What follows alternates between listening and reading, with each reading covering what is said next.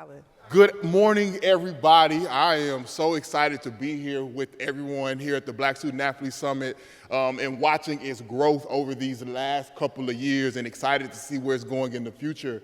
But I'm even more excited to be sitting here with Batouly Camara, somebody who we have been, well, really, you reached out to me let me say this in a more appropriate way. You reached out to me trying to get in contact talking about blackness and basketball on the African continent, and I neglected my Instagram DMs for probably like 6 months. But that's who I am. So email me and expect it to take a month to return the email. But nonetheless, this is great. We're here to talk about the state of blackness in basketball on a global level. Many of you all might know that basketball has globalized. It is now a sport that is super international. Of course, we know in the NBA, the WNBA, and other basketball organizations, we have people playing from all around the world. And we're gonna really talk a lot about the African continent as well too, because there's a lot of exciting things, but then there's a lot of things that are not so exciting, that are not so promising, that I think we need to engage in here. And so why don't you tell us a little bit about yourself, because you are a hooper. Like, I look at this basketball thing, but you in the game. So tell us about yourself, how you got to this point, and what brought you to start studying these and starting your own academy on the African continent. Right. I think this is, mentorship personified. So thank you so much for your time and getting back to me and everyone who put this together. Do I have any Africans in the building? Do we have anybody? Yes? Where do we have? I know we have South Sudan, right? South Sudan? Yeah? Oh, I think she left. Do we have any? Huh? Madagascar, okay. Wow. Who else? Cameroon, okay. Nigeria, let's go. Niger never carry last, right? That's it? Where else? Anybody from Guinea? Silence. So just getting that perspective, but I'm a first generation Guinean, native New Yorker, was born and raised in New York City, and I started playing basketball at the age of 12 years old, and my mother was totally against it. Girls do not play sports. Your highest aspiration is to work, give me, plenty grandchildren, give me a lot of grandchildren, and then retire me. That's the plan, and that was the trajectory of my life. And so I started playing basketball at 12 years old, and it became an escape, right? I found sisterhood, I found freedom, I found a dream beyond being a domestic, wife, which I think is still amazing. But I had dreams beyond that, and now it involved basketball. And that took me on to Blair Academy. I know we have a few folks who went to boarding school here. So I went out to Blair Academy, which is a boarding school in New Jersey. And from there, I played my first year at the University of Kentucky. I think they left this morning. And then finished my basketball career at the University of Connecticut at UConn for 4 years, where a lot of things started to open up for me. I traveled back to my home country for the first time.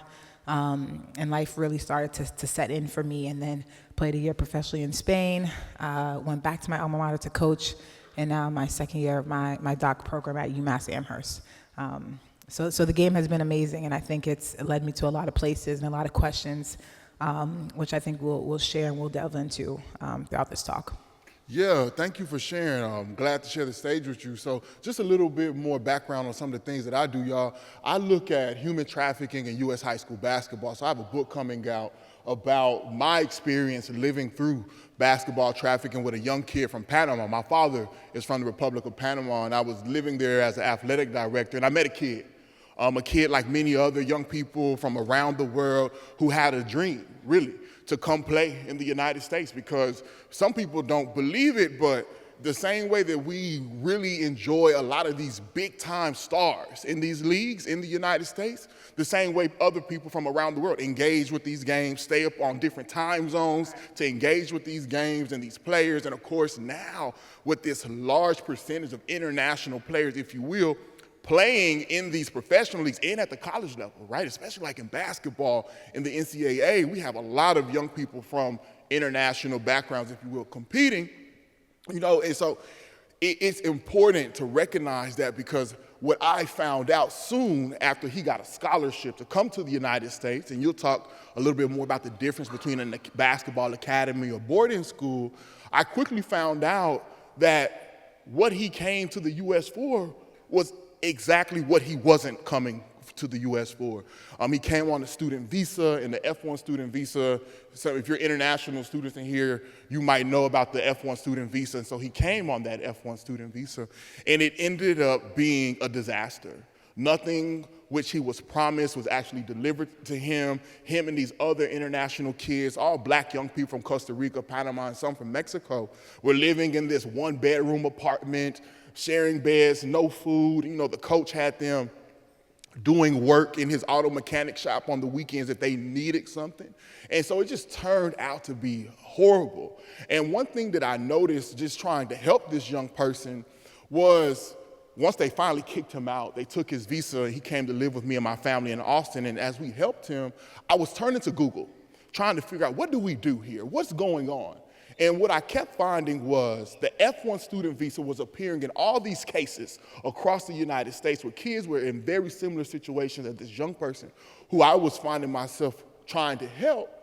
And it just baffled me. And one thing about all these cases, the majority of the young people who I was encountering that were being abused, exploited, taken advantage of through this F1 student visa were mostly from the African continent.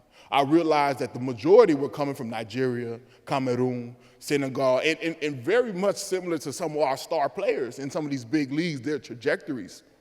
And so it's something to be said about the African context, particularly with Basketball Africa League. I had a chance to go to the Sahara tournament 2 weeks ago. Thank you for helping set things up. In Dakar, it was amazing. We have the championship coming up in Kigali, Rwanda right now.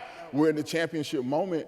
And so the African context is super important at this time because of the investment for these big companies, industries like the NBA, Basketball Without Border, NBA Africa Academy. So it's an important moment. The continent is the youngest population in the world. Some of the biggest, largest urban centers in the world in our future are going to be on the African continent. And so could you talk a little bit more about the Guinea context, the basketball scene on the continent, what's at stake, what are some of the positives that you've seen in this investment, if you will, on the African context, and what are some of the not so positive things you have noticed on the continent in regard to basketball academies and such? Right. I think it's really important also to kind of mention the background of how I got into this space, right? As I mentioned, I was a first generation, so I felt pretty far removed, right? Outside of speaking my language or cooking food, or like calling my aunts on WhatsApp, you know, at the time Facebook Messenger, whatever the case may be, it was no real direct connection. And so I credit that a lot to Dr. Joseph Cooper and the program that we had at UConn, because I remember one of our first sessions in Collective Uplift was he asked us, right, he went around and he told everyone, introduce yourself, right? In your mind, take a moment to do that. How would you introduce yourself in the elevator pitch, right? I'm probably a student athlete at X, I study this, I do this. And then the follow-up question that he asked was, now introduce yourself without mentioning your sport. And I was like, what are you even talking about? You know, like it was like one of those like really awakening moments for me, because I struggled. Well, I don't know, I'm from Guinea, I don't know, like what else do you want me to ask, right? Do this with yourself. Can you answer that question? And this was him preparing us for life after. And I remember he said, you know, you're a friend, you're a sister, you're a mentor, you're a daughter. And then the question after that was, now how many hours a week do you put into that outside of sport? You put in like 50, 60 hours of sport, right? And I was one of those players where I was a fifth-year senior, so I got to get to the gym 2 hours early. I got to stretch right during class. Oh, I'm not right today. Like, I got to get the heat pack. Like, I'm old, right? I'm struggling. I had 2 knee surgery, shoulder surgery. You know, I got to reboot every day, right? That was kind of how my fifth year looked like. And when he asked this was so difficult because I wasn't honing in time on spending with my sister. So, of course, I couldn't say that I was that. Right? When you put in time into something, that becomes a part of your identity, right? Now you're confident in it. Now you can speak on it. Now you are that, right? So I think not just saying I am this, or I do this, I am this. I'm a basketball player, right? It's totally different contexts. So asking these questions really awakened, kind of my imagery, which led me to go to Guinea to do basketball camps and to start a nonprofit. And that was the moment that really triggered me to have the direct connection, right? If I say I'm Guinean, how much time do I put into my country, right? If I say I'm a woman of service and I give, how much time do I give? And what time do I give? Do I only give when it's a post for social media, or is that who I am? Am I laying the bricks and the pillars in my life to become that? So it's a part of my essence, right? So they don't say, oh, she used to do community service. No, she was a woman of service. So it was an embodiment of who she was. And so that was the thing that stuck with me throughout my time in Spain. And so now I'm in Spain playing professionally. Was one of the first basketball player to wear a hijab, which is on my head, in Spain. They had a hijab ban prior to that. And through this journey, I'm meeting girls who are killing, like scoring like doubles, doubles, killing. And I started to ask them after the game, like, you should, how old are you? 15, 16? How did you get here? Oh, my uncle sent me. What are you talking about? Oh, I came here through refugee status. Oh, I came here through swimming. Real life. These girls are putting up numbers, and I just couldn't sleep at night. I'm playing on the same court. She's giving me buckets. She should be getting paid. With the promise, and it was the same promise of education, right? I'm going to give your family money. These girls are getting paid like $300 a month.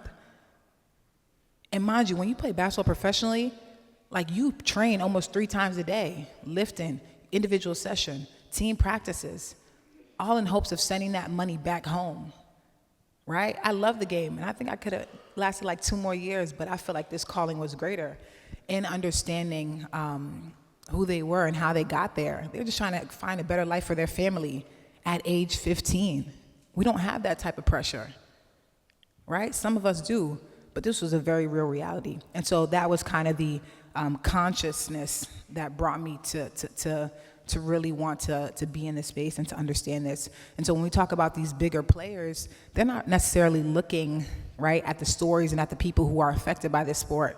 They're looking at the numbers, right? Wherever you see a team go, or wherever you see a product made, just know there's a want for it, right? There's numbers for it. It's not, oh, we're socially conscious. No, they're going to get money, right? And that's the biggest focus. And so I think they remove the people, why I think this work is so important, and the things that you highlight in basketball trafficking. But they're coming, right? Whether it's NBA Africa, right? NFL Africa, right? Even gaming, esports has skyrocketed on the continent, right? So we're going to see a lot of these trends in bigger players because, again, with the youngest population that's continuously growing, you want to invest and you want to be in front of that. Yeah, and so just to continue on that, the youngest population in the world, and I don't know if we can really capture what that means to have the youngest population in the world, and from a capitalistic standpoint, we're talking about our potential consumers, potential people that will continue to buy into our product that we're producing, and that has to be said and noted, the importance of it all. And I don't think we can remove the migration of young people from different parts of the world or the African continent to the United States from the larger context of migration. And just like you mentioned about, the desire of many young people on the continent to have upward social mobility. In many ways, that might mean migration. That might trying to leave. And it's challenging for people from the global south, from some of these countries. If you have a U.S. passport, understand you are in a very privileged position on a global market. I'm a dual citizen of Panama. I can't go nowhere on my Panamanian passport. Ain't nobody gonna give me a visa. You know what I mean? Nigerian passport, South Sudan passport, you ain't going nowhere. And to add, you can't travel with your passport across Africa. Imagine that. You can't travel with a U.S. passport across the United States. That happens. Yeah, you can't. And so we can't remove that from this situation and what's going on there. And so we have to be mindful of these things and how they're happening, because I always think about once these young people are in positions to leave home and migrate, we have to ask the questions, why do they have to migrate? I think a lot of this has to do with the infrastructure or the lack of basketball infrastructure or the sport infrastructure in these respective places where we understand that we want to be competitive and compete with young people like this that are at high level NCAA or other divisions. We have to compete with them, and we need to be places where we can compete. You know, one thing that I heard when I was in Senegal a couple weeks ago, they were like, these kids in the U.S., they playing basketball since they 4. Like, we can't compete with them. You know what I mean? Like, they playing since they 4 years old. Like, we need to get there.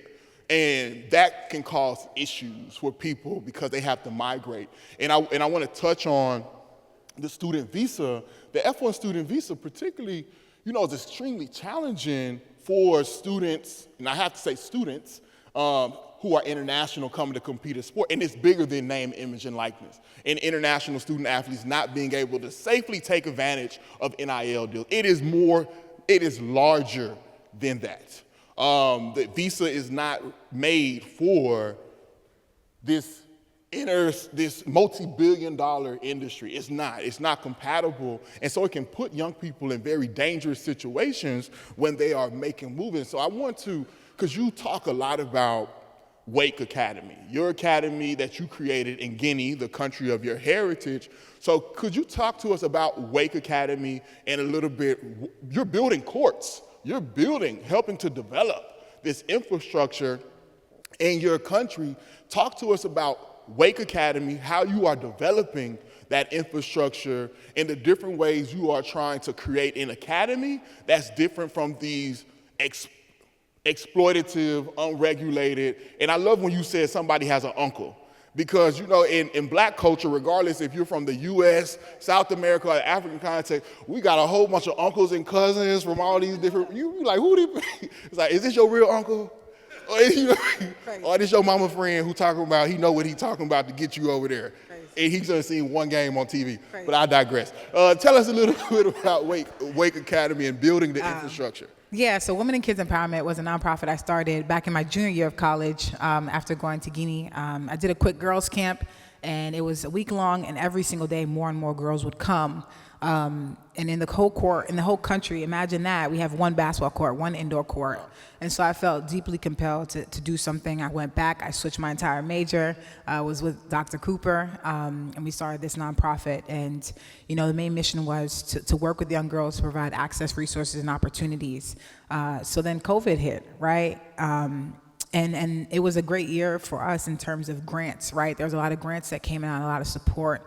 And through that, we were able to get our first one with the Billie Jean King and the ESPYs and build our first basketball court for girls, right, with them in mind.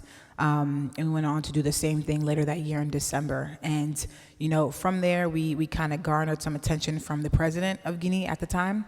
And they gave us 5 acres of land to build an all-girls sports academy. Definitely deserves a clap. You definitely deserve that. Now you can donate. No, I'm joking. I know y'all get per diem now. So that was a huge shift for us because we're shifting culture, right? We're talking about gender equity. Girls deserve a shot too, in a space that's built for them, not, you know, a space built for male athletes and saying we're going to just have a girl component. But this was built for you, you know, by people who look like you and want the best for you. And so with that, that was all a part of me wanting to go back to pursue my PhD and to study sport academies, right? What are they? What are their functions? They're very different than a boarding school, right? Who went to boarding school here? Can anyone raise their hand? Yep. Solid. What's one word that you describe boarding school as? Oh, next. No, I'm joking. Sorry. Who else? No, boarding school is tough. It is tough, and I like that you said that answer. Actually, is there anyone else?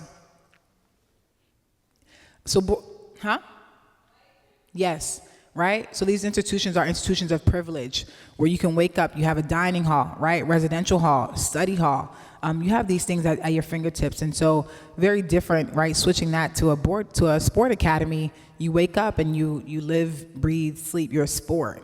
Right? And that can be really tough while you have the protection of boarding school. If I have to go to class, I have study hall, I have the NCAA. Now imagine you don't have those structures involved. And we're seeing that a lot of these are privately owned. So they have their own autonomy. They can do what they want. Train for how long, right? And so you're putting in these hours and not developing any other skill or any other part of you. Then injuries come and you lose a part of yourself, right? So we're seeing the uprising of sporting academies that don't have the holistic aspect of a boarding school, and how detrimental that can be to a young person who has no identity or no skill outside of their sport. And again, you have the infrastructure. You should be grateful to be here. You should be happy to be here. This is a great opportunity, which it is, but I think that's my biggest focus, right, in studying sport academies in West Africa and how we make them just and equitable and involved in the community, and make sure that these athletes get the best experience, the best holistic experience that they can. I think it's amazing what you're doing, again, to help develop that infrastructure on the continent. Also because what I've noticed with a lot of young people that are in migration to the United States is on this visa class, they find themselves leaving at a young age. Right. Say for instance, like this is the NCAA, we're speaking English here because that's the dominant language, but if you come from a country like Panama, it's nearly impossible for you to come straight into the NCAA when you graduate high school because you're a predominant Spanish speaker if you haven't had access to the English language, or if you come from a predominant English-speaking country like some of them in West Africa, you might not have the credits that can pass the eligibility, the clearinghouse of the NCAA. And so we often see a lot of these young people from the global South having to leave earlier. Versus young people that are coming from Canada, they come in high school to academies and boarding schools in the US, but they usually have a broader range of opportunities and the visa isn't as strict. And so I think it's important that you're doing that, helping these young people stay longer, or a bit longer, if you will, in the space, because here, without the provisions, without the regulations, in these private schools, academies, that anybody can start, we see a lot of things happening. Like who's regulating, do these coaches even have the authority or the resources to take care of somebody from another country? Do these kids have time to separate from their coaching staff? Because a lot of us here that are domestic, we can remove ourselves from the sport sometimes. But if this is person who brings you here, at what point do you separate from that person in the sport? Because sometimes you can live, they live it, and who is taking control. And so it's important because we've seen that happen here in the U.S. with these academies, the unregulation of it. I mean, we even have people like Evelyn Mack, the Evelyn Mack Academy in North Carolina, who was selling young people in their visa statuses for about $1,000 each, right? She would get these kids 75 kids coming from different places, some of them from the African continent, and selling them to coaches at different schools around the U.S. who don't have the authority to allow international visa holders to come to their schools. And so it's an unregulated mess that's going on, and I think what you're doing is extremely important because we can see that there's many black young people, to be defined by the context of where they're coming from, that often find themselves in these situations. And so as we come to a close, I would love for you to talk a little bit more about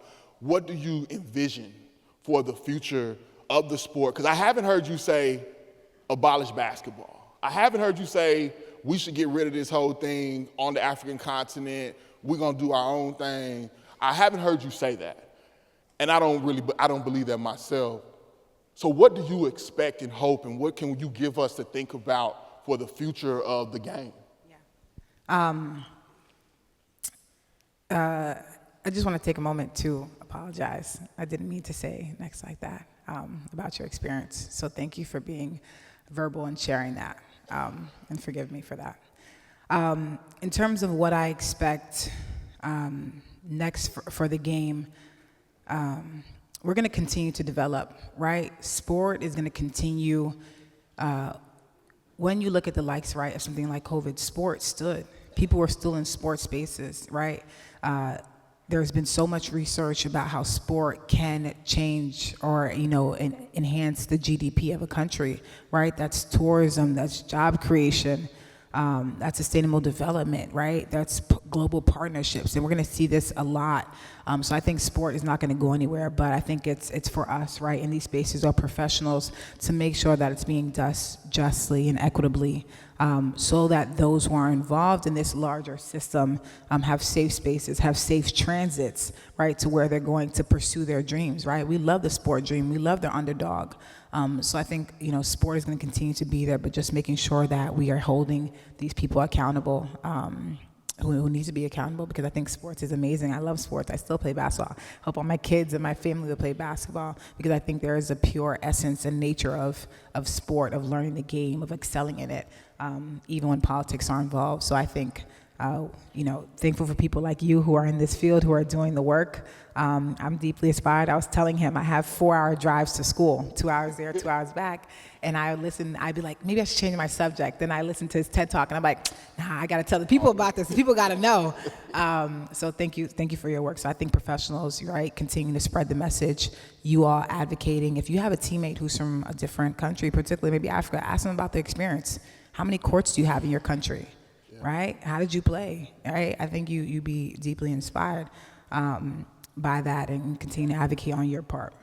That's amazing, and I think one thing, and thank you for everything. Thank you for affirming to me that this matters beyond just what I thought about it.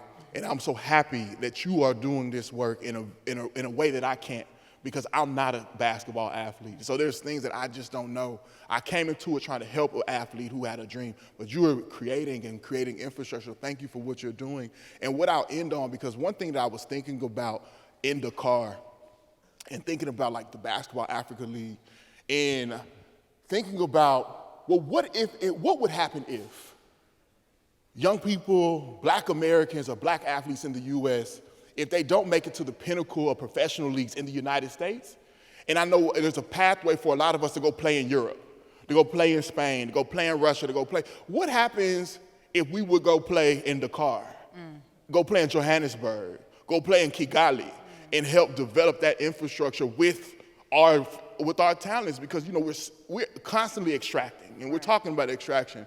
But what happens if we participate in the development of the continent as people of African descent? And I think one of the things, thank you. No, seriously, and I think, the biggest thing that happened to me over this trip, I was riding a bike down the Corniche, Dakar, also named MLK Boulevard after Martin Luther King. And I said, as I rode this bike, they lied to us. I've been bamboozled my whole life. I said, as Black as I am, you know what I'm saying? I'm from Austin, Texas, but as Black as I am, you know what I'm saying? With more DNA coming out the West African context than the Wazoo, you know what I'm saying? How is it I've traveled the world and it's taken me this long to come to the place where we have come from? I've been all over the place. And what happens if we would take our talents, our skills, and work collaboratively with people who we are in kinship with, to be able to help develop the things that we want to see?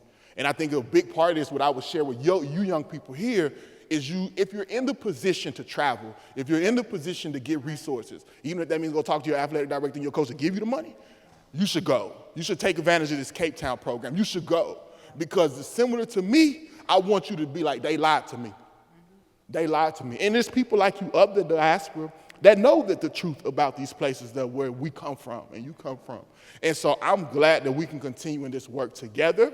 And I hope that you young people and the work that you can do, like you said, is ask other people about their experiences, to challenge them, but also challenge our minds about, as this thing grows globally, sport is we also can play a big role in the development, the same way that these entities are thinking about the African continent, the youngest population that exists, the most urban population that exists.